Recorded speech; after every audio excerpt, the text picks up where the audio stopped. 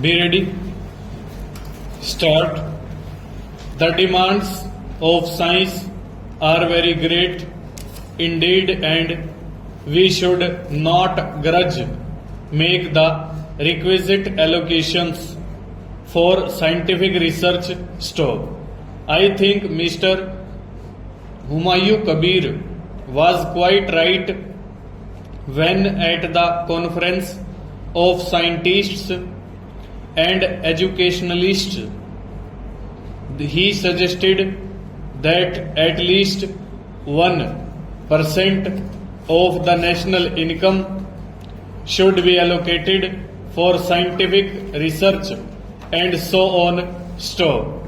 I think it is not a very big demand. Stop. At present we spend only rupees 40 crores, and that is not by any account an adequate sum which is needed in order even to implement what has been spelt out in the Scientific Policy Resolution of 1958. Stop. What is the use? Scientific Policy Resolution of 1958. Stop. What is the use of passing a resolution and declaring from the top of the house to the world, and at the same time not making adequate financial allocations in order to carry out the tasks set out in that resolution? Question mark. Therefore the blame in this matter largely lies with the government and the cabinet. Stop.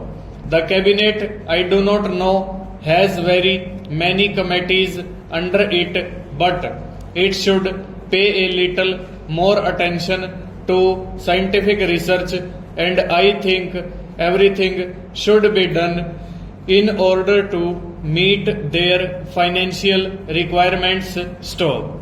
The finance minister of the country should be asked to find money for scientific research, because their obligation here, if you spend money, you extend your exploration of the uncharted resource of our country that will lead to an increase in production. Stop. Also in various other scientific fields, the scientific urge for work will lead to increase in national wealth. Stop. Therefore, whatever we may spend today out of our financial resources, or even by deficit financing, if you like, that will be more than rewarded by the rapid strides that we should be making a few years after as a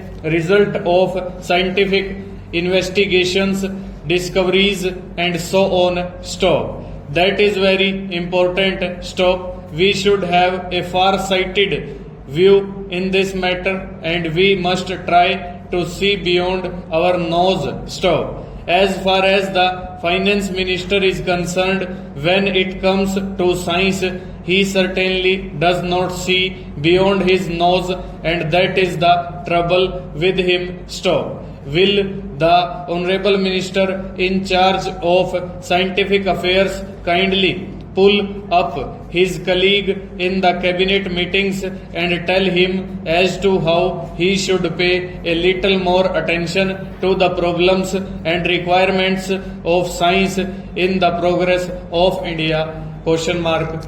Over.